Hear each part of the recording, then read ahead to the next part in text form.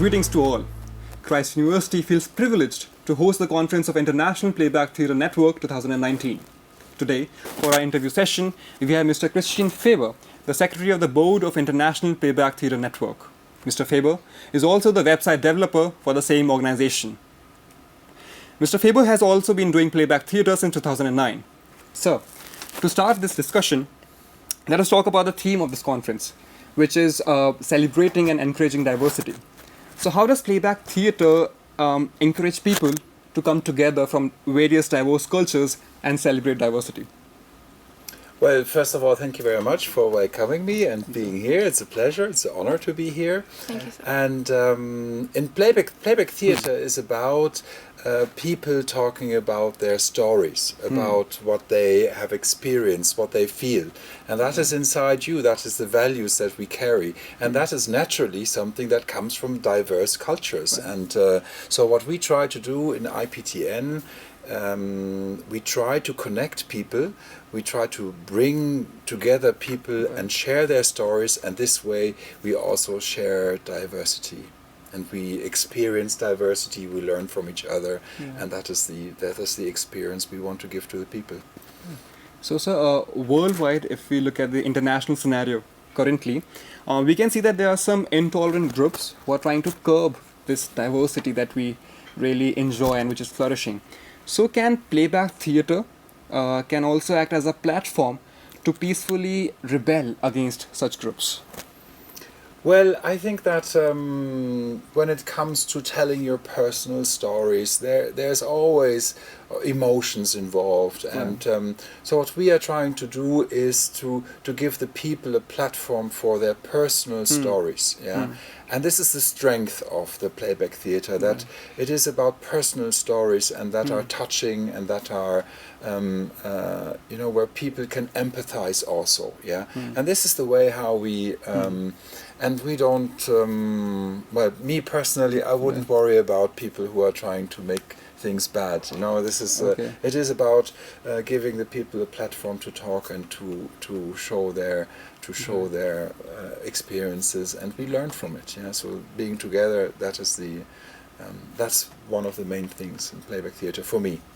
So do you think you can use playback theatre to empower people who are also politically suppressed? Because in here we see it is more about personal feelings. But what about those people who are, living in some areas who are underdeveloped countries or suppressed somehow? Do you think you can use your art for this cause? We can, and we do not want to, we don't want to change the world. We cannot necessarily make this world and the political situations, we cannot change that. And that is not, well, we want to give the people a voice. And that maybe is a first step to change things.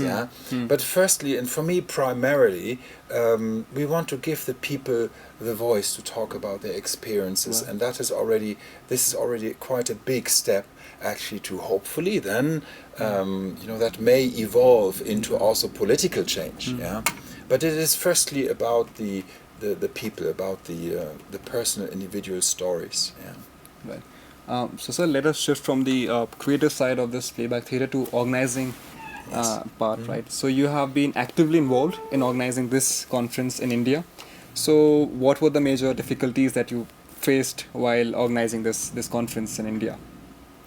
Well, I would say that, first of all, I would not like to talk about the difficulties. I'd like to talk about the positive and the nice things that we experienced. So we've been here last year and the year before. And so firstly, it was a great hospitality that we experienced here. And we were very welcome. And that helped so much to organize this event. The people are so nice, enthusiastic. The people that are doing playback here are so friendly, and they're so...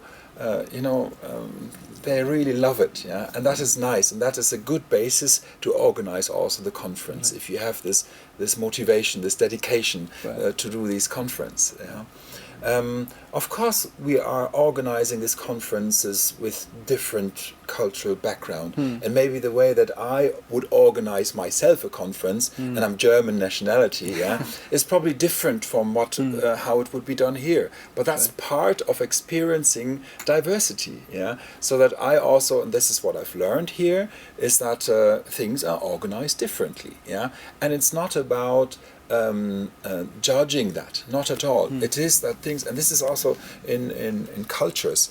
Cultures are different, and the organizing of the conference would be done and is done different in other parts of the world, and that is we need to adapt to that, and we need to, and that is what I've experienced and where I've learned myself also, But it worked very well. It's a wonderful experience to have organized it, and the main target group are the participants, and as long as they can take something away home and they can bring it home to their own countries, and they can, then we've achieved our objective. Right. So how was your experience with the Actors Collective and the Christ University as well? The Actors Collective is, well, as I said already, they are very motivated and enthusiastic group of people.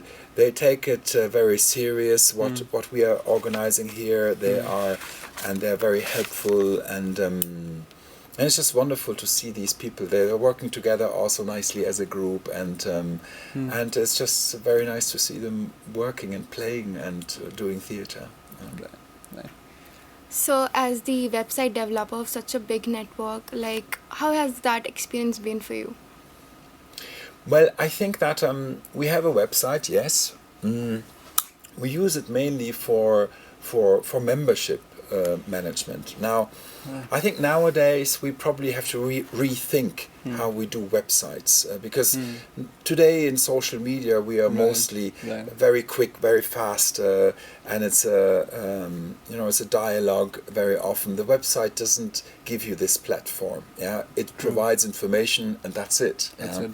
So I think probably we have to rethink our website and what we do with it. Okay. It isn't, to large extent, it's just a one-way communication, and therefore.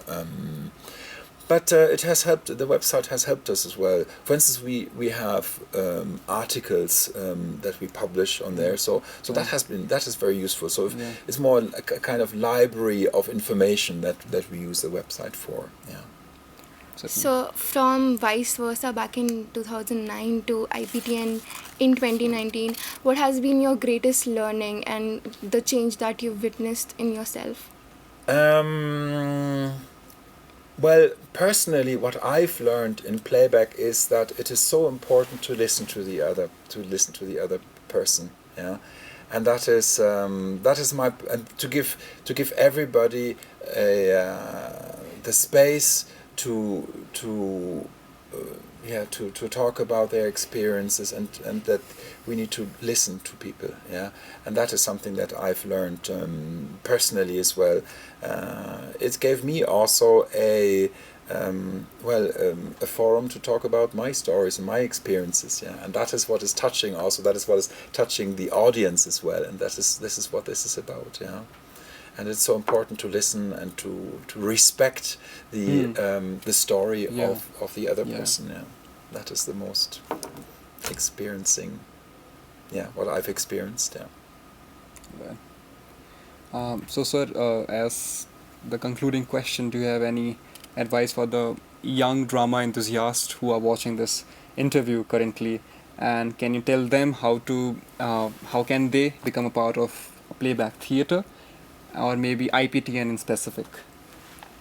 Well, I would suggest that you contact maybe some of the local groups that are here in Bangalore, see whether they have capacity to take actors and to learn playback theatre. It is not difficult, I think, but to become a master actually in playback, it takes centuries. But it is not difficult to learn at the beginning.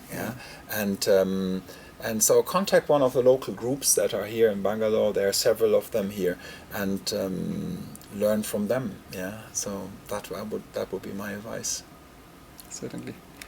So this was Christian Faber, guys. Thank you so much, sir, for being here and being so warm to us. He gave us a wonderful insight of his life and the art of playback theatre. I'm sure Stone will take in account of everything you've said. Thank you so much. It couldn't have been much better. Thank you for inviting me. Thank you, sir. Thank you very much.